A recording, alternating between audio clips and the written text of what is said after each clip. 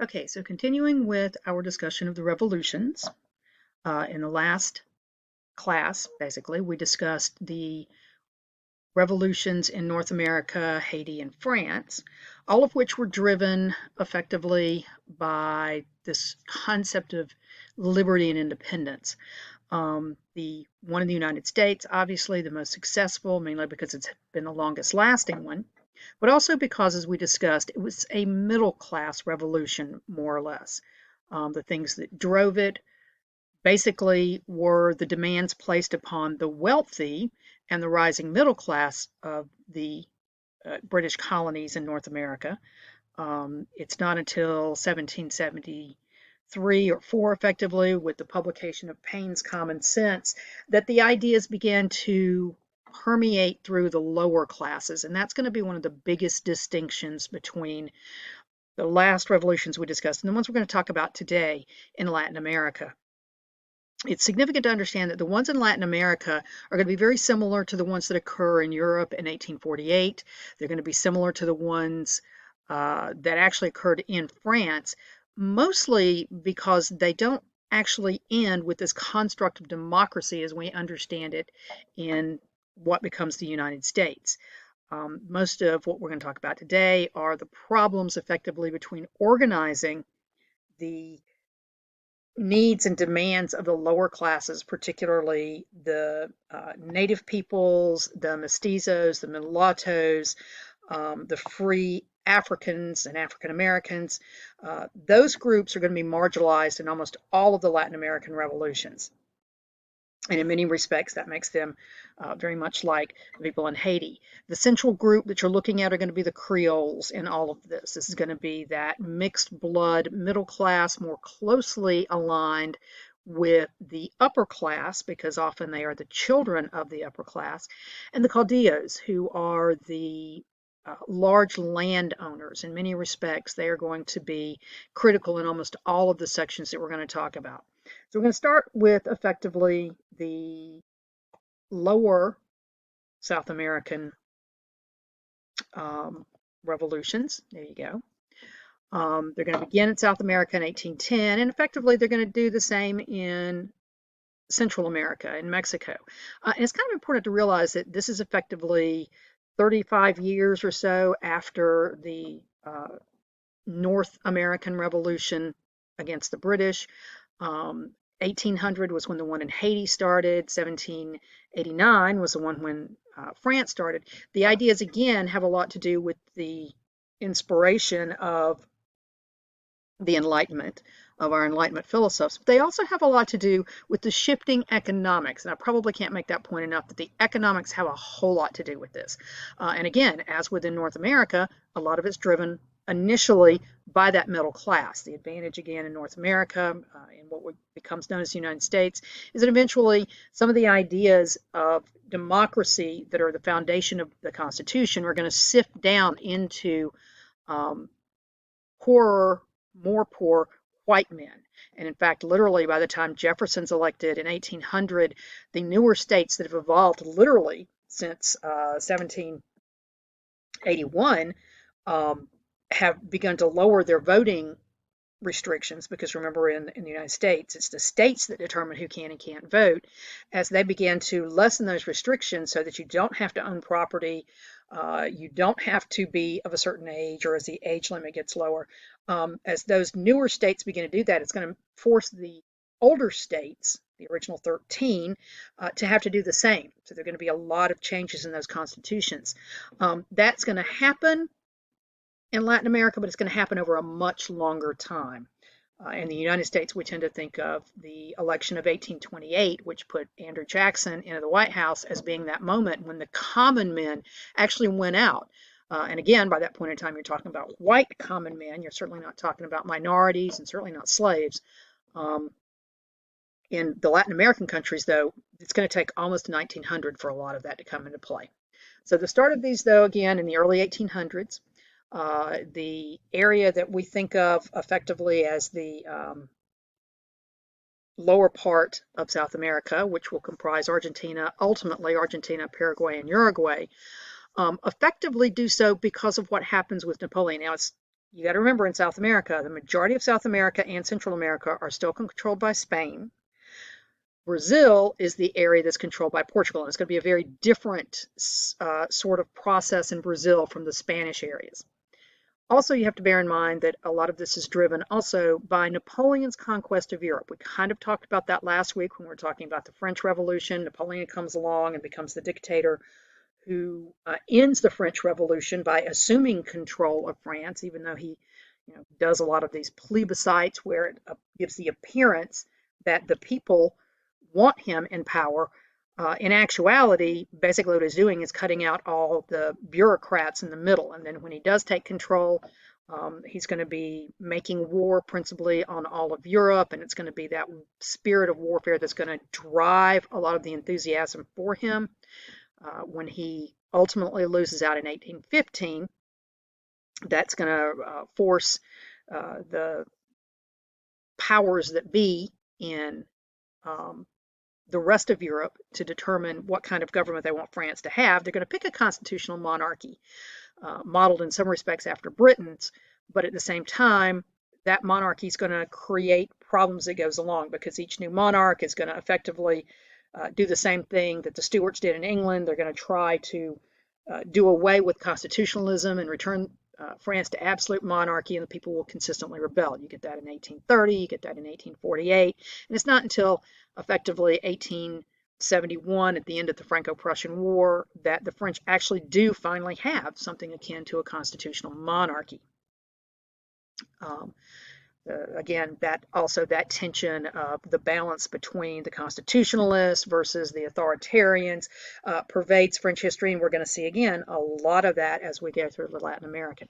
All right, so the Creoles in Argentina, Paraguay, Uruguay basically push back against Napoleon's control of Spain, or actually what they do is they take advantage of the fact that Napoleon has conquered the Iberian Peninsula, both Spain and Portugal, and established his rule there. They take that as a moment to say, okay, fine, he's over there, he's doing that. We're going to pick up some of his ideas about, or at least what he keeps saying, even though he doesn't practice it, his ideas about Enlightenment constitutionalism, and we want to break away. And again, they're looking also at the fact that this has happened in the British colonies of North America, now the United States. They're looking at the fact that the French themselves have had this big revolution, but they're also looking at the fact that their economies are changing in many ways. The big thing, of course, is the Creoles are instrumental in all of this, the mixed blood middle class, and of course they're going to split. And almost everywhere that we talk about this, there are going to be some who are going to be pro-independence and some who are going to be pro-royalist. And it'll depend a lot on what the basis of their own personal economics are, and whether that economics was better supported by the elimination of the taxes they're having to pay to Spain, because that model, that whole idea of taxes, were a big part of what drove what happened in North America. Well, it's the same thing in the rest of the Western Hemisphere, because they're all still working on that mercantilist philosophy that you want to control who your colonies trade with. You want to get that money back to the mother country, and you want to be sure that they're not trading with anybody else, and you want to be sure that they're also not developing economies that are in competition with the mother colony. Again, in North America, it was the issue of industrialization as part of it, and some of that's going to drive a lot of what's going to happen in South America. All right. Also, in each of the sections that we're going to talk about, the sections particularly of South America and of Central America, there are going to be specific names that are going to come into play. Jose de San Martin was a big leader of the liberty movement, the freedom movement in the lower part of South America. Simon Bolivar will be very instrumental in the northern part of South America. And in fact, when we start talking about specifically Peru and the Andean territories, the mountain areas, Martin and Bolivar actually collude for a while on trying to get those areas free of Spain. All right, so moving on from that, Peru gained independence by effectively 1826. Central area, of course, that's where effectively the Incas had controlled. They've been one of the most centralized areas of all of Spanish conquest in South America. And again, a big part of that was because they modeled themselves after what the Incas had already done. In fact, they even adopt the Inca Mita system which was a system by which the Incans themselves, everybody owed an obligation to the state, the Incan state. They were forced to work so many days of the month on projects for the state itself. And by that I mean the roads, the bridges, which we saw when we're talking about the Incas, those big bridges that swing over between the mountains, the collection of foods, the building and maintenance of temples and state buildings, particularly like the warehouses. All of those were effectively maintained, either built, repaired, expanded by the people themselves through this mita system. And the Spanish adopt that. It's already in place in the Incan system. So when they take over, they just go, hey, we'll just keep this in place. And it works really well for them, except they expand the amount of time. They actually turn it into a form of indentured servitude, so that more and more, particularly of the uh, what we refer to here as the Amerindians, the Native Americans, are forced into a form of service. All right, so a big part also of what you're going to see throughout Argentina, Chile, and to a certain extent, even in the northern areas of South America, certainly through Mexico, or what becomes Mexico, and then the states of Nicaragua and the lower areas between South America and Mexico itself, is that the majority of people are still working at what we call sort of subsistence agriculture or subsistence living. So there's going to be a big, throughout all of this, divide between the rural people and the urban people. The caudillos, who are, again, the large plantation owners almost everywhere, um, are very much the group working for themselves for the maintenance of their wealth at almost every place that we're going to talk about.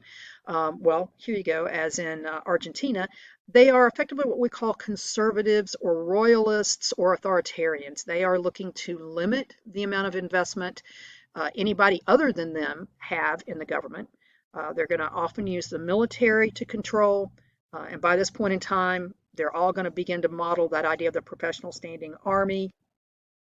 They're going to argue for centralization, basically so that they can control everything going on around them. So the Pampas region, particularly in Argentina, a great grassland, you're going to see a lot of the caudillos there are going to move into ranching, particularly cattle and horse ranching.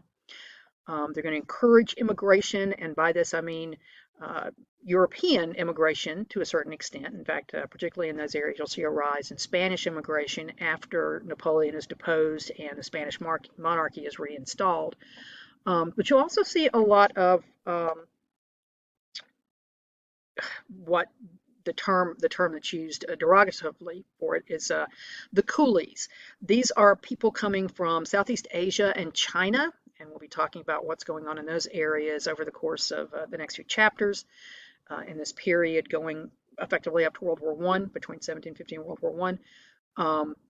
The coolies, who were effectively indentured servants of either Southeast Asian or Chinese descent, who signed contracts, literally, for anywhere from 5 to 10 years to come into South America and work. And this is going to really increase the Asian population there. We'll see some of it as you move further north. In fact, there are a number of Chinese and Asian peoples who come over from uh, China and Asia to North America as well. The creation of the Transcontinental Railroad is effectively driven by Chinese and Asian immigrants. So the same thing is going to happen in Central and South America as well. Right, where we are right here, we're talking about the area that is part of this Argentine Confederation. Right through here, this is your Pampas area, where a lot of the immigrants are going to come. We're going to see a lot of these caudillos creating their big estates. Just to break it out while I have the map up, this is the first area we're talking about. This is the second area, the Empire of Brazil, again held by Portugal. It also is going to be, to a certain extent, moved towards the ideas of independence from Portuguese control by Napoleon taking over the Iberian Peninsula. Up here, again, this is going to be the area that Bolivar is going to effectively liberate from Spanish control and become the first president of Gran Colombia. Eventually, Gran Colombia will also break down into the independent states of Ecuador, Colombia, Venezuela. in part of what we're going to be talking about right now, Brazil and Argentina are going to basically compete for control of Paraguay and Uruguay, states that are not going to be able to be autonomous from the two of those until actually almost the early 1900s. And that's principally because they have things that Argentina and Brazil both want, so they're going to be contested. All right, just to prove where we are, here's Haiti, which had won its independence. Um, in 1800, and of course the United States. But then all of this, of course, is going to be under the control of Mexico, well up into North America.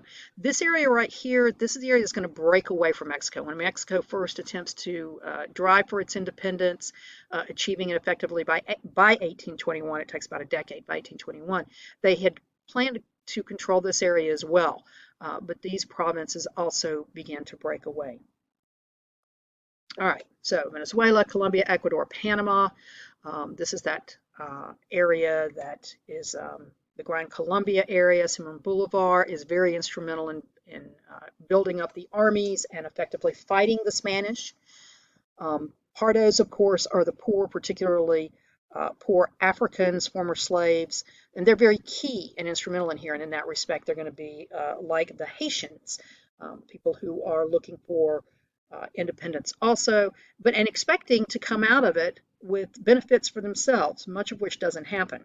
I'll also point out, as your books talk about, that a lot of the independence these people are looking for are not dissimilar to the independence that the freed slaves of the United States were looking for at the end of the Civil War. It's not just the right to participate politically, it's also the right to participate economically. And that's going to be the big area that where they don't succeed, well, in both North America and Central and South America. Um, the big advantage for both Martin and Bolivar is that they managed to appeal to all sectors of the societies that they were working with.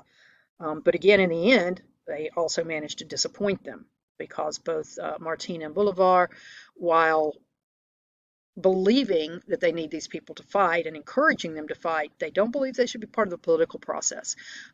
Martin actually, seeing all the disparate and fractious elements in the Argentinian society, effectively argues for the creation of a monarchy with very limited input from an oligarchy that of the wealthy that would serve as effectively the check on the power of the monarch. Bolivar himself would argue for a republic, but in his view, the people who should be controlling the republic would be the wealthy. So neither one of them are actually looking to expand either the franchise or the restructuring of the division of land to help the poorer people. They see them principally as exclusively almost as labor. There you go. The joining with Martin to free the Andes nations again. Once again, though, the whole issue of slavery, whether or not they were going to be eliminating slaves, it's going to go on for quite a while. We don't see the end of slavery in South America. Well, the last area to relinquish slavery would be Brazil, and that's not going to be until the late 1880s. So yeah, a lot of problems therein. All right, so caudillo rule continued throughout the 19th century again. It's going to all be in those upper classes, and that's going to create divisions again, even though initially to win their independence, the Creoles, many of the poor people, particularly the mestizos, the mulattoes, the free Africans will join with them, but in the governments that are created thereafter, you don't get equity for them. So a lot of those struggles are going to continue, and it's going to break out often along ethnic lines. In some places, it's going to be persistent resistance to the new governments that develop. So there's a lot of instability throughout the 1800s, throughout much of Central and South America. Mexico, a similar situation. Much of their independence was driven by the Creoles again. The very first phase, starting in 1810, by Hidalgo, who was a priest. He himself would eventually be captured and executed by the Spanish, but in many ways that made him a martyr, and it drove unification of the resistance probably even more than it would have had he stayed alive. They ultimately succeed by 1821. In order, though, to create a government, they have to effectively compromise between the nationalists and the royalists. And in this respect, the nationalists are often going to be considered to be your liberals. And by liberal at this point, what we effectively mean, well, first of all, the word liberal means change. Liberals and conservatives literally are divided on how much change they want to see. Liberals believe that the system is broke and it needs to be fixed, and the only way to do that is by change. Conservatives tend to be traditionalists who believe that the system is working fine, or if it's not, it won't take but a few tweaks. It doesn't need a major overhaul. And that's literally what we mean when we use the words liberal and conservative. In this case, when we're talking about the nationalists tended to be liberals who wanted to see the creation of federalism. Now, we tend to talk about federalism specifically in U.S. history. It does not mean power in a central government. What it means is power effectively split between a central government and more regional governments. In the United States, with the creation of the Constitution, there was a balance in theory between the power of the central government and the power of each of the individual states, which is a big part of why even today we still hear phrases like states' rights. That effectively meaning that states should be equal in power to the federal government. In theory, that is still the case in the United States today. In practical reality, because so much of the power now resides in where tax money goes, the federal government does have more power because it has more money and it has more of an ability to disperse that money. Classic example, of course, the lowering of or the raising, as it were, the drinking age to 21. One of the ways that several states tried to defy that was by maintaining their drinking age at the age of 18. But what the federal government did, and this hit Louisiana particularly hard, was they withheld they withheld tax money for road repairs, basically saying that, well, if you're going to keep your drinking age at 18, then we're no longer going to subsidize road repairs and the building of bridges and things like that in Louisiana. Louisiana held out for, I think, about a decade and a half until they finally were forced literally to raise the drinking age to 21 simply because they couldn't afford to do all the road work and repairs they needed themselves. No matter how great the tourism was in New Orleans, it wasn't generating enough revenue for the state to be able to make those kind of modifications. So this is effectively, again, where the power in the United States is, even though conceptually we still think of it as operating with federalism, this balance of power between the two. In South America, particularly, and to a certain extent, well, in Mexico, there's going to be this issue as well. All right, so the Mexican Empire, this is that first early period when Mexico also had control of Costa Rica, Nicaragua, Guatemala, the areas again in that section between Mexico and South America. There you go, Diego Rivera, one of the preeminent artists of Mexico, particularly during the period of Mexican independence. Really good work. Also partnered with Frida Kahlo, who in the period definitely picked up in a lot of her work Mexican history, the idea of ethnic Mexicans, as it were, mixed blood peoples and their rights, but also women. She did a lot of work with pushing back against the patriarchal structure that will exist throughout Mexico as a byproduct of the Catholic Church. All right, so this kind of bringing in the issue of Mexico and the United States. Again, as you saw on the map, Mexico, even after it wins its independence from Spain, still controls approximately 40% of what we recognize as the United States today. The area we think of as Arizona, New Mexico, Nevada, up into Utah and Colorado, all the way over into parts of Washington, Idaho, those areas. This was all technically part of what the Spanish had claimed in their initial settling of the Western Hemisphere. The Spanish also effectively had claimed or had won Louisiana, the Louisiana Territory at one point at the end of the 7 Years' War, but they effectively negotiate that back to France, which is how Napoleon ends up being able to sell it to Thomas Jefferson in the early 1800s, 1803. Spain still controls the rest of that area, and it falls into Mexico's hand when Mexico becomes independent. But one of the big problems through there is the lack of settlement, as in the actual movement of peoples into that area.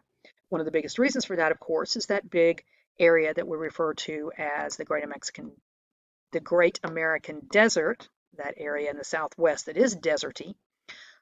That's an obstruction for keeping contact between the farther reaches of northern Mexico and Mexico Central or Mexico City.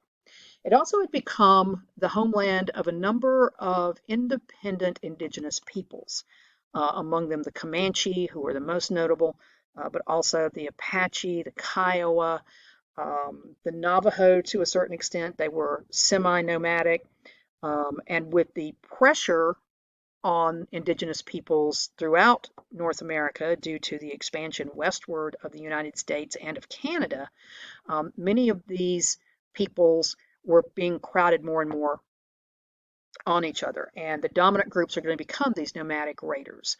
The Comanche, particularly, like the Sioux, like the Apache, began to develop uh, nomadic militaries with the arrival of the horses around the 1750s, later 1700s.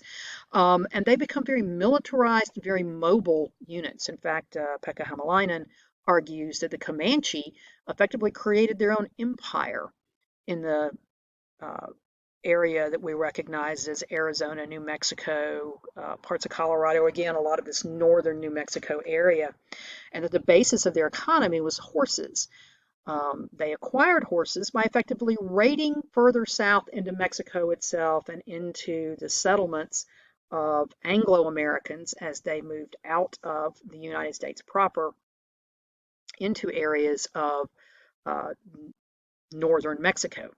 One of the best examples of this, of course, is well, the way the Mexican government, after independence, tried to handle it was by soliciting immigration by Anglo Americans, basically offering them large tracts of land for reasonably cheap prices in the area that we call Texas today. They call it Tejas, that's where it gets its name. But it was one of the provinces of northern Mexico. Um, and the motivation of the new Mexican government, again, newly independent of Spain, was to create a buffer zone in that area between the Comanches and the Apaches and the raiding peoples and their center government, Mexico City itself. They even at one point encourage uh, other Native American bands to move in there. The Cherokee, having been forced out twice now from their homelands, many of them actually took up the offer that the Mexican government gave them and moved into that area effectively between the Comanche and, and lower Mexico, creating some of their own territories there. They've got a very interesting and very sad story because ultimately they also are run out, especially after the United States takes control of Texas. But during the interim period, people like Moses Austin buy up large tracts of land. Um, they particularly want to move into the area that we recognize as Texas because of the expansion of cotton, which of course is extremely lucrative. As cotton has moved, though, further to the west, it's been driven by the fact that a lot of the land in the eastern part, where it had been growing, what we call the Old South, had begun to become less fertile as it had been overused. So a lot of plantation owners are pushing their way into the West, leaving the protections, and I find this interesting when you think about it, leaving the protections of the United States, leaving the protections of those state governments that have promised to protect slavery because the land in this area is cheap, because Mexico is offering them the right to come in. In fact, Mexico, which in 1821, under its new constitution, effectively eliminated slavery, has agreed to turn a blind eye to the fact that they're bringing slaves in. Now, this will be part of a contention point about a decade later when those Anglo-Americans who have moved in there start demanding their right to participate in government in Mexico, which of course the Mexican government was like, yeah, no, that's not what we planned at all.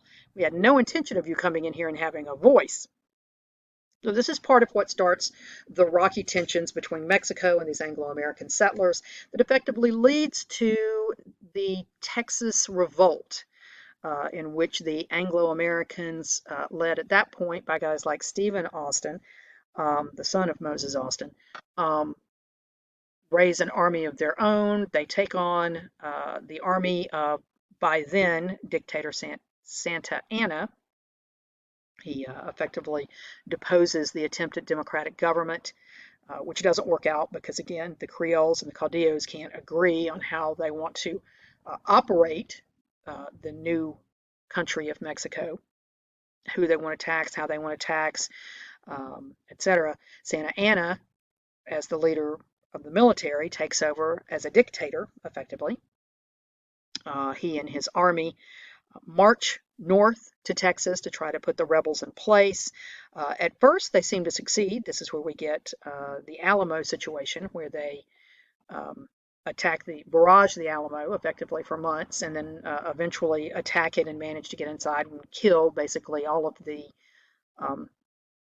people who were there. That leads to basically the creation of martyrs to the Texas independence cause. It also leads effectively to the Texas rebels getting support from the United States in the form of guns, not, however, in the form of military. The United States does not want to get involved at this point in time. This is under Andrew Jackson, who isn't ready to bring Texas into the United States yet because of the whole issue of slavery. Not because there wasn't slavery, there was slavery, but because in 1820 the United States Congress had reached an agreement called the Compromise of 1820, or the Missouri Compromise, in which they agreed that they would only admit new states into the Union if they could admit one slave state and one free state at the same time. And bringing Texas in would have brought in a very large slave state without a balance of a free state. So Texas wins its independence eventually. Basically in one of the battles, the Battle of San Jacinto, capturing Santa Anna himself and ransoming him back to the Mexican government in return for their independence. This does, however, create a dispute over where the boundary line is between the new Republic of Texas and Mexico itself, and it's going to be the debate over where that boundary is that will eventually lead to the Mexican-American War. Now, this effectively starts, and you can see kind of the disputed area through here, where the Rio Grande is. Ultimately, that will be the dividing line, but this area right here, Mexico claimed, and Texas itself claimed. Here you go. This is the independence itself. Eventually, in 1846, Texas will come into the United States, with Maine coming in as the free state. The hope at that point in time by President Polk was that the annexation of Texas would lead Mexico to attack the United States. Now, the deal here is not so much that there's an interest in this area right here. There's not. That's all pretty much, again, that desert area we were talking about. It's this. It's California. California, first of all, had this great advantage of being on the water, so a lot of trade could be done with the ports there. But also it was a very lucrative agriculturally, and the United States wanted control effectively at that point in time of the great agricultural potential. There were a number of ranches there because many of the Mexicans who had managed to migrate into the north had basically settled all along this California area. And there was also the fact that there were lots of orchards, fruit production, vegetable production. California was very good for that. And again, also all the ports. So initially, Polk had offered to buy California. Mexico also needed the wealth coming out of California and effectively refused to sell. So the whole issue of annexing Texas, bringing it in, was designed to try to push Mexico into war. When that in itself doesn't work, then Polk sends the U.S. military into this disputed area, ostensibly to do war games, but in reality, to prompt an attack. And it does eventually work. Santa Anna, still the dictator, brings his army up to meet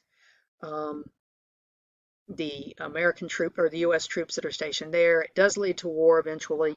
It's one of the United States' shortest wars. It effectively ends in 1848. There's only about 6 months of actual fighting involved in that. Instead, much of it was just jockeying different groups of the Army and the Navy around to specific points. More U.S. soldiers died from poor supply lines, from lack of water, lack of food, dysentery, and things like that. And they actually died from combat in that particular war.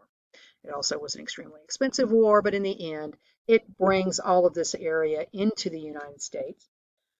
It also, though, creates an interesting little um, problem, particularly for the United States, in that one of the conditions that the United States agreed to in the signing off on the Treaty of Guadalupe Hidalgo in 1848 was that the United States would protect the border for Mexico, particularly from the marauding natives, the Comanche, the Apache, the Navajo.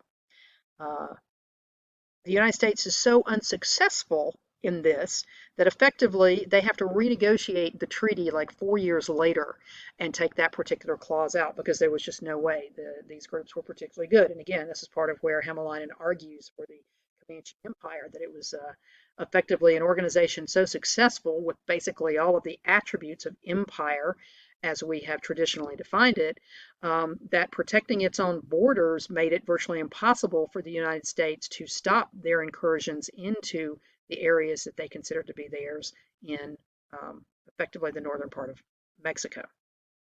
All right, that again diminishes the size of Mexico, creates even more problems, as it were, between the different factions in Mexico.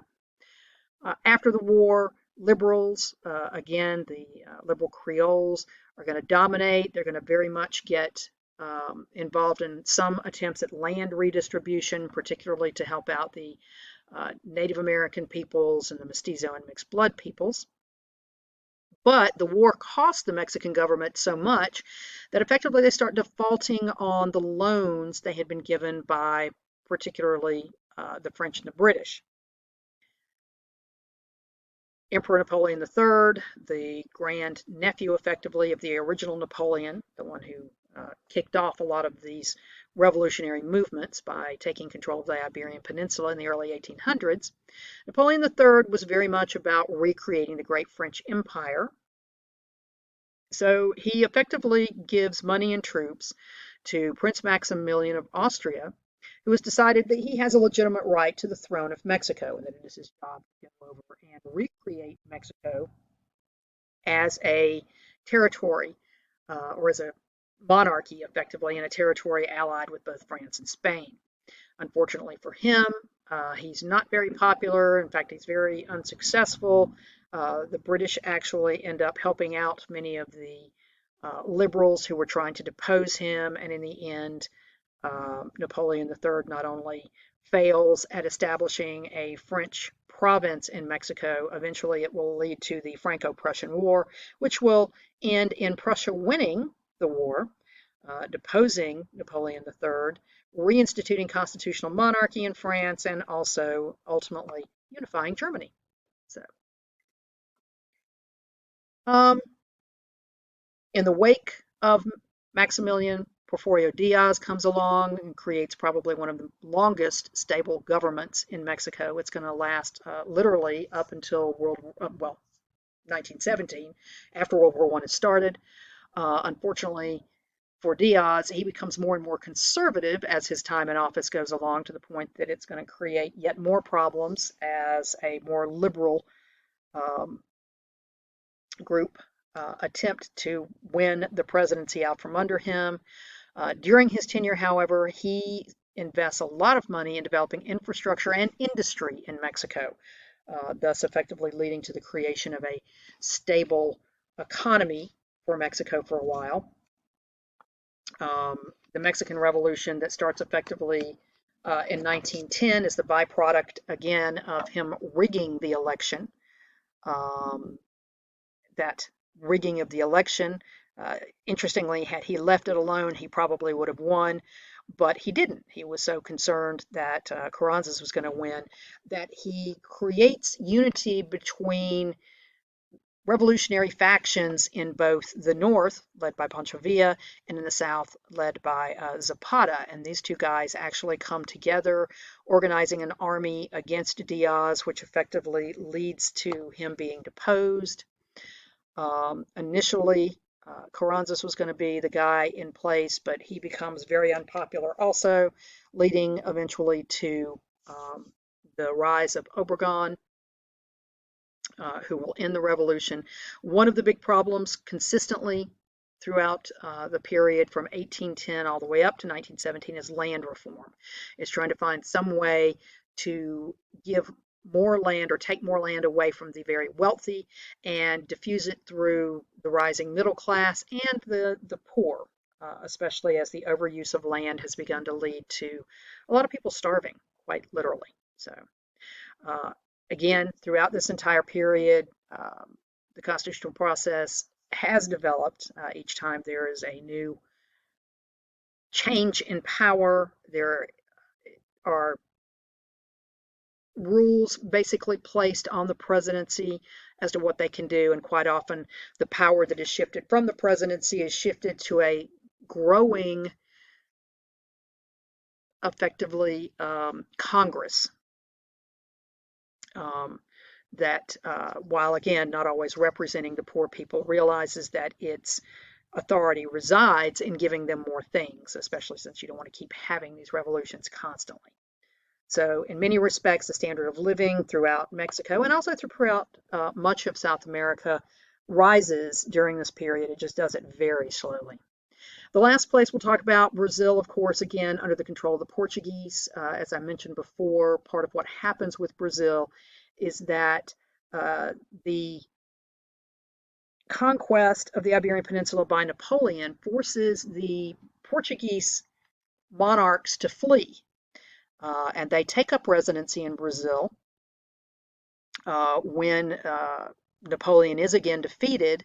The monarchy effectively stays for a while in Brazil until, interestingly enough, the people in Portugal get very, very upset about the fact that the king hasn't come back. They rebel, which forces the king to return. So Pedro the First eventually returns to Brazil, but he leaves his son Pedro the Second as the king of Brazil, and that kind of split in the monarchy leads many to push back.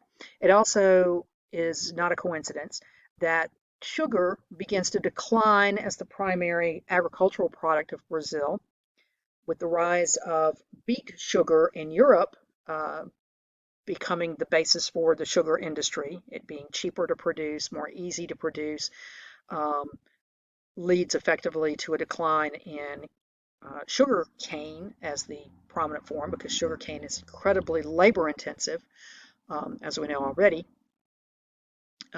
The decline of sugar in Brazil leads to coffee coming along as the big replacement crop. One of the other things that I'll note about all of these new states that are created throughout Central and South America is that most of their economies are dependent upon eventually the export of one or two particular cash crops. In fact, one of the things that begins to happen is that um, the shift from mercantilism, remember mercantilism, that whole thing that your state controlled economies operated on, one of the big reasons why the North American colonies rebel against Britain, certainly one of the big reasons why most of these colonies, again, rebel against Spain and Portugal, is because they would rather see the implementation of capitalism, which would allow independent people to make money, and they could do so by establishing their own markets. Well, this shift to capitalism with these new governments in place is a big part of how these societies become dependent on the production of one or two specific either cash crops or on minerals. South America, particularly on minerals, especially after the discovery of electricity, or not so much the discovery, but the ability to control electricity comes along in the 1860s and 70s. Much of that is based on copper, and particularly Central and South America have a lot of copper and a lot of other minerals that are necessary for conductivity. So these are going to be their big exports. They themselves, many will try to industrialize, and that is also where you see the shift in the uh, power dynamics between the rural, agriculturally driven wealth and the urban, industrially created wealth that emerges in almost all of South America. That's going to be a big part of what drives a lot of the discord and keeps the governments effectively unstable, is a competition between these two groups. Coffee is going to be the big one for Brazil, but you'll also see, again, with other ones, well, with Argentina, you're going to see meat particularly. Um, a lot of the Andean cultures and states are going to be driven by their mineral products. Mining is going to be the big thing. So yeah, that whole big deal that comes out of that. It also, though, is part of what drives the need for labor.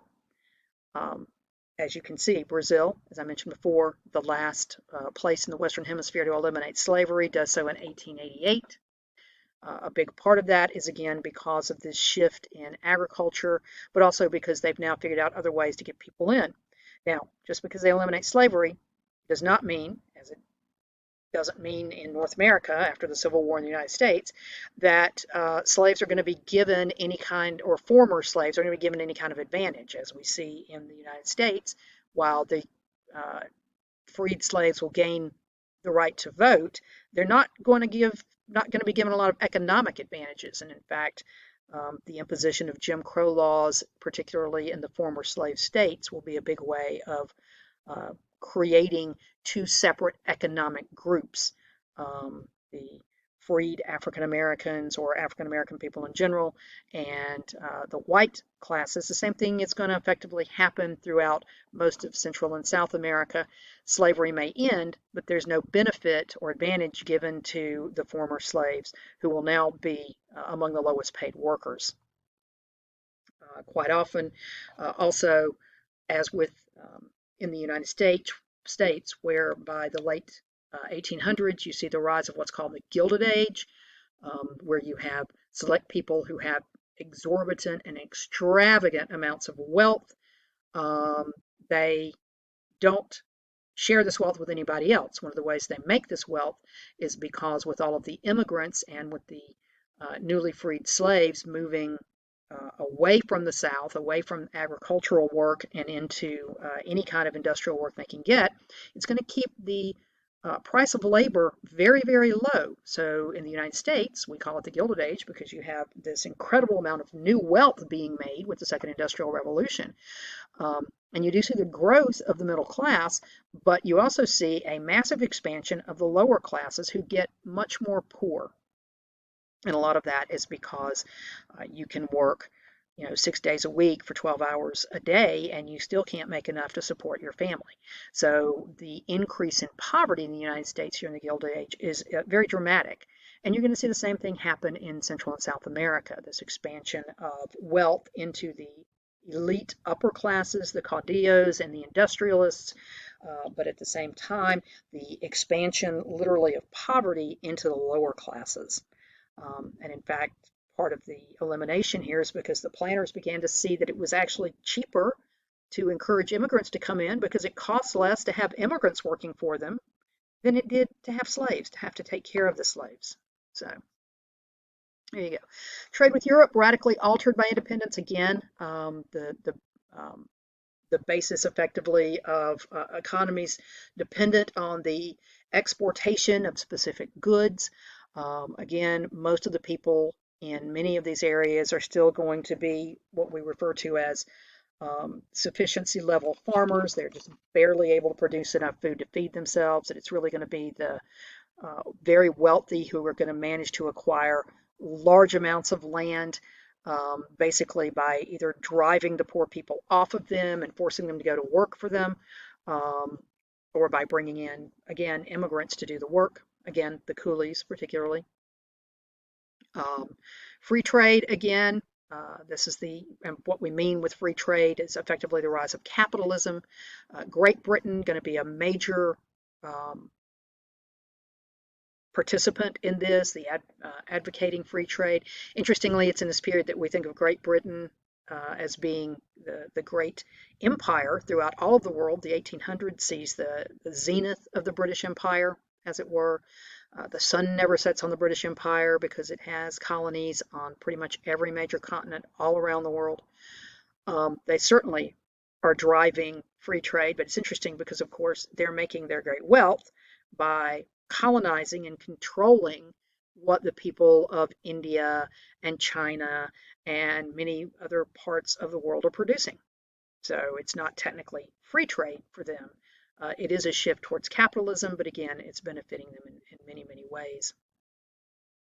Um, Throughout most of Central and South America, again, the Creoles driving the wars of independence, but often once they attain independence, having to go back on what they wanted. Their great lofty ideas of enlightenment, equality, and liberty, they realize pretty quickly pretty much can only apply to those who have money. So it's not liberty for everybody.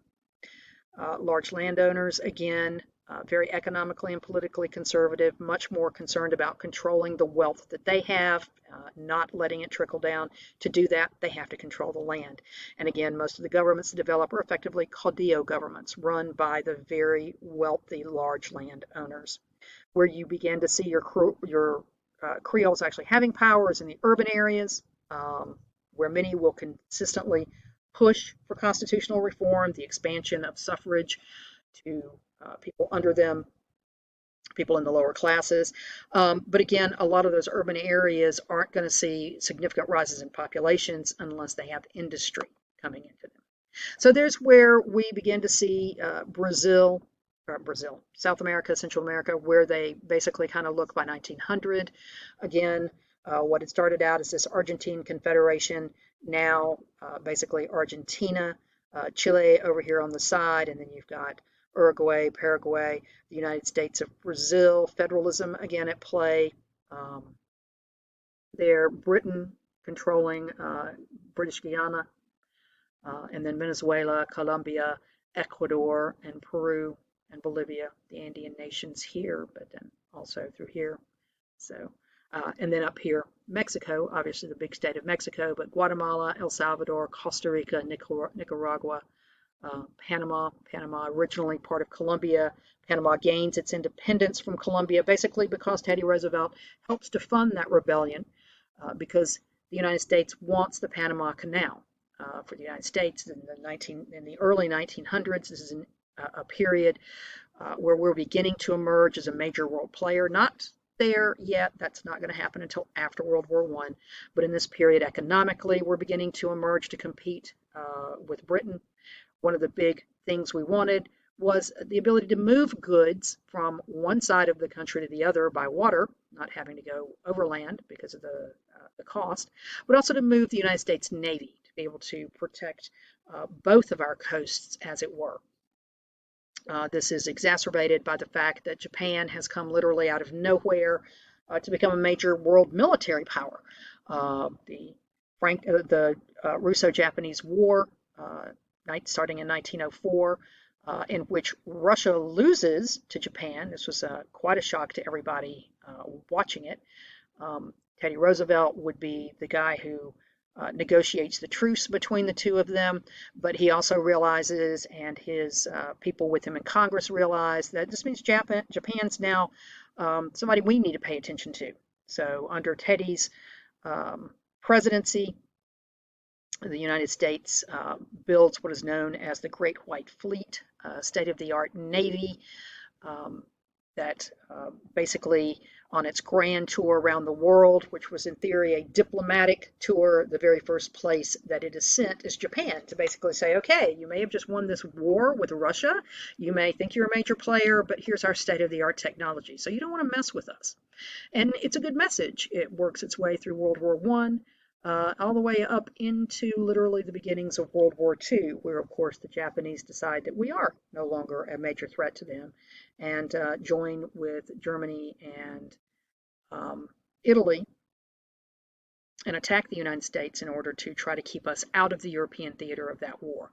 But that's another 30, 40 years away. Where we are right now is that Panama, following in the tradition of these grand revolts against authority, decide also to rebel against Colombia. and in the process create the independent Panamanian state, which makes its first big chunk of money by selling the right of use to the area right there for the Panama Canal. So one of the other things that I use this terminology a lot for these revolutions, is that you see revolutions within revolutions, or the revolution within the revolution, which is often the revolution initially against Spain or Portugal, but in its aftermath, once they are successful, you see more revolutions within the newly created independent state as people struggle over defining what kind of government they actually want. All right. Among the other things that we see is the imposition of the Catholic Church throughout all of this. Spain, obviously, as we discussed when it colonized, Spain created its new territories with the Catholic Church because Spain had just come out of its own um, unification, and that unification was effectively driving out the Jewish people, the Muslims, the people who had been in Spain. The unification of the Iberian Peninsula, or the Spanish, the creation of Spain itself, was done by running those people out. So they came over with a very militantly aggressive Catholicism as well. They bring the Spanish Inquisition with them. The power of the Catholic Church has been very strong. But by the time we get to the revolutions, many of the peoples themselves in these areas want to limit the power of the Catholic Church. And in fact, one of the very first things that Mexico does is to establish the Catholic Church as being not a part of the Mexican government. They're not going to allow the Catholic Church to continue to be independent of taxes or to have a voice inside the government itself. This is not just, Mexico is not the only state to do this. A number of ones in South America do the same. Interestingly, Spain refuses to acknowledge this, and actually the Pope does as well in an attempt to try to get these territories back under the control of Spain. The Pope refuses to acknowledge the new structures of the Catholic churches in these new territories. Eventually, though, once it's clear that these areas are going to remain independent, the papacy does. Catholicism is still very strong throughout much of Central and South America, still very much a function of the society itself. One of the big problems, though, was how to limit the power of the Catholic Church in terms of the government, and even in areas where it is not recognized as the state religion. The Catholic Church has a lot of power to persuade people how to vote, which is going to be one of the big issues between the liberals and conservatives. All right. I would also, actually, I want to go back to this last statement. Economic recovery, often difficult because of political difficulties. What this effectively means is that in many of these emerging nations throughout the period from the time they become independent of Spanish or Portuguese control and right up even to World War I, one of the things that will depress their economies is that they're not going to get a lot of foreign investment as long as they are politically unstable.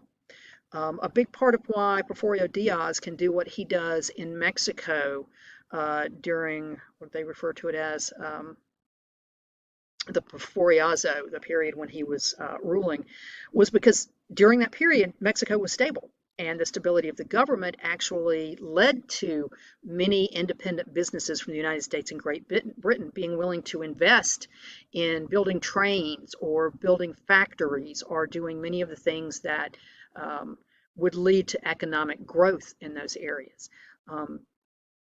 Investment, particularly, especially with the second industrial revolution, and even into today, when we talk about United States big businesses investing in places overseas, one of the first things they look at is how politically stable that area is, because if it's not politically stable, it means that it's too easy for violence to erupt and for things to occur that will cause the companies to lose money, and they're not going to do that. So this is one of the consistent problems in all of those big areas. Again, the raw materials and cash crops, the first big exports, particularly minerals, most of these going to the United States and to Britain, but also into Germany and other parts of Europe that are industrializing. I will caution you as you are reading through the Frankopan essay for this week, or the Franklin chapter for this week, a lot of what he's talking about is Russia and how Russia is building into an empire. Think about that in contrast, because this is literally happening in the same time period, the late 1700s through the 1800s, literally right up to World War I. A lot of what is going on is that Russia is doing its darndest to create an empire. So it is colonizing and it's taking over.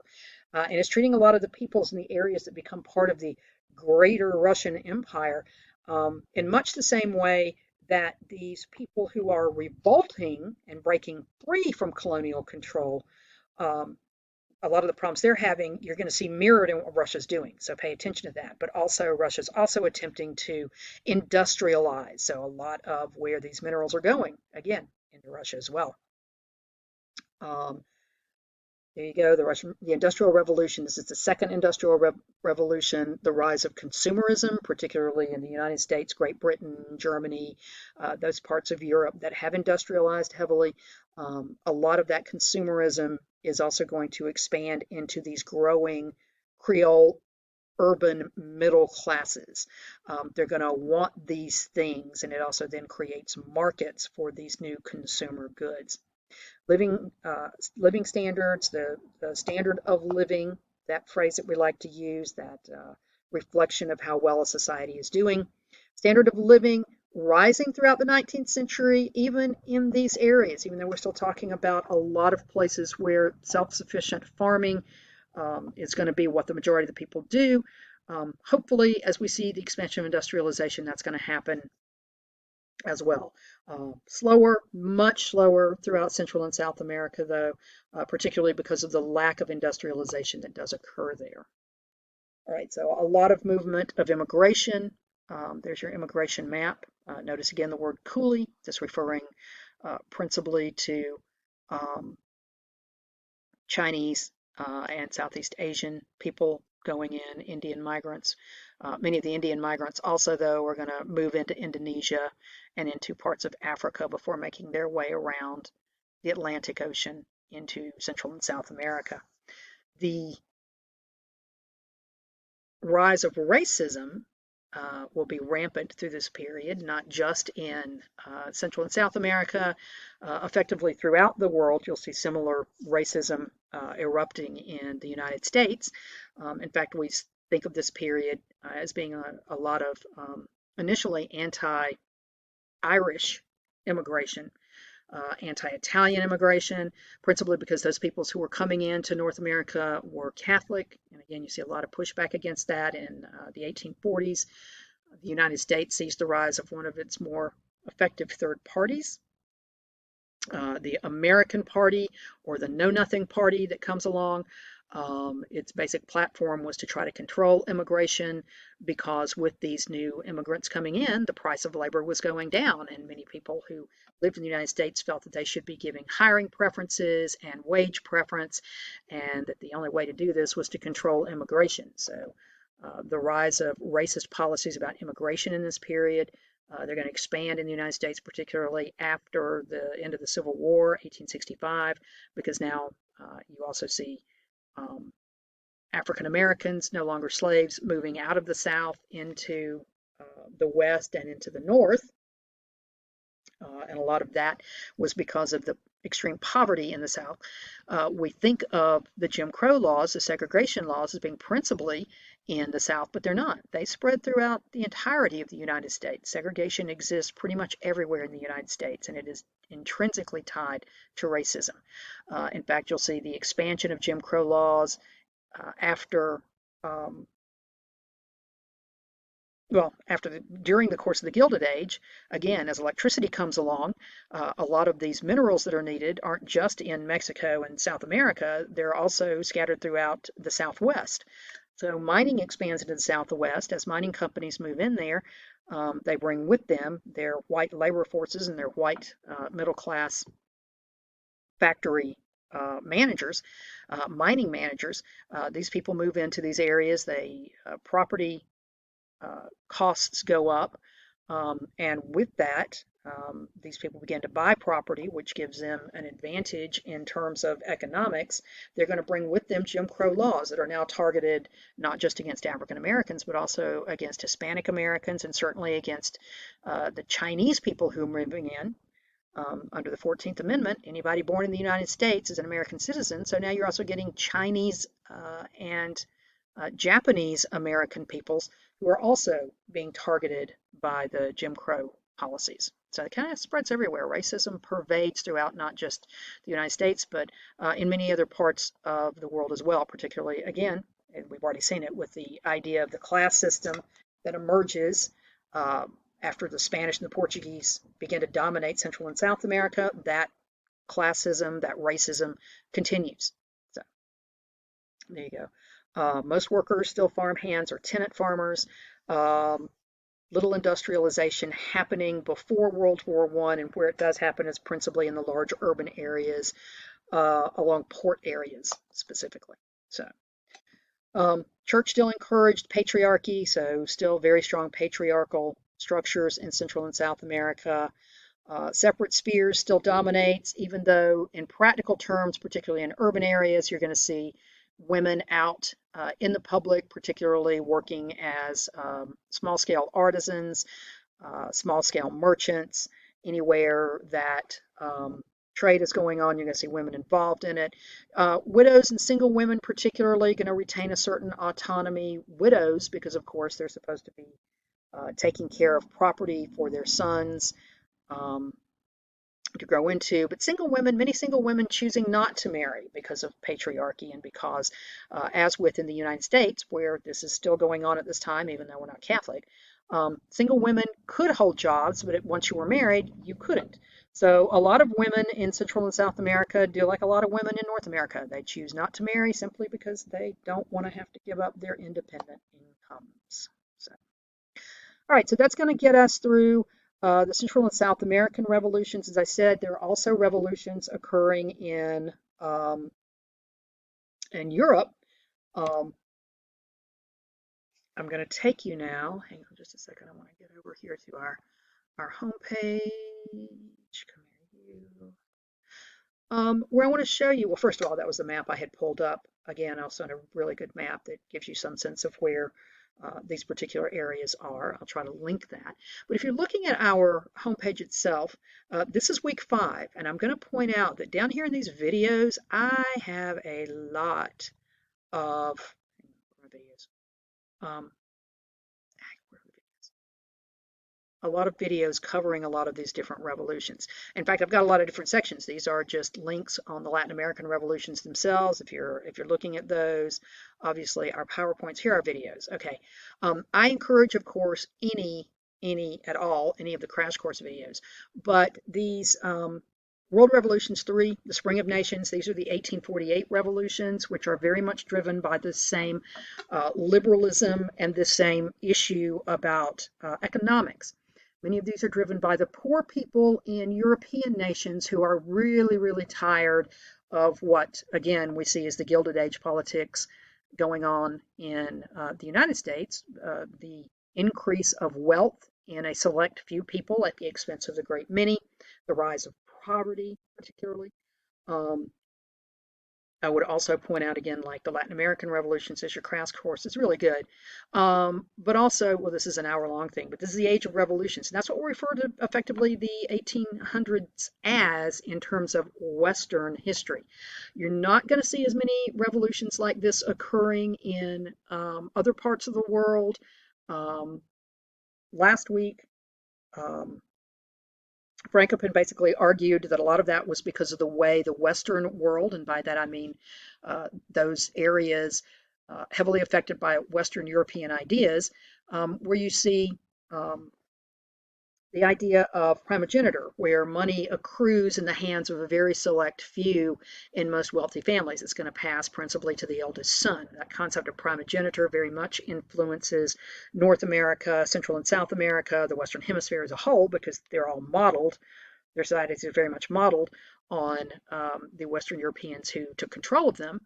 Because of this, it leads to the ability to invest in a lot more because you see a rise in capitalism in those areas, whereas you don't see that as much in the older, particularly Middle Eastern and Eastern societies, because they had already begun the idea of dispersing wealth through the family. So you don't have as much accrued great wealth in specific places for investment. They also don't see the idea for investment, the trade that's going on, any goods that they want that are effectively coming from industrialized areas, they're buying. I mean, that's part of what this whole great big trade situation is about. Instead, they are producing goods in pure form, in agricultural form, that they are selling. And because of the way that colonization is occurring in those areas, they're not paying a lot of attention to the fact that European governments are beginning to control them.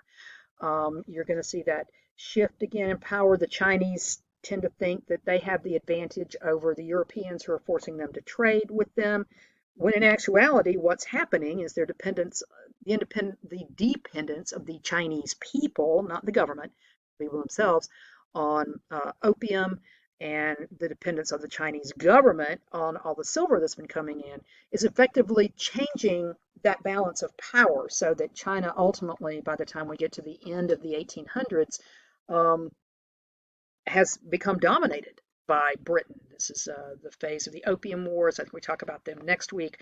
The revolutions that we see in China against the government actually occur because of European colonization and because the Chinese people are tired of doing the bidding of the European nations. They see their own government as being instrumentally weak.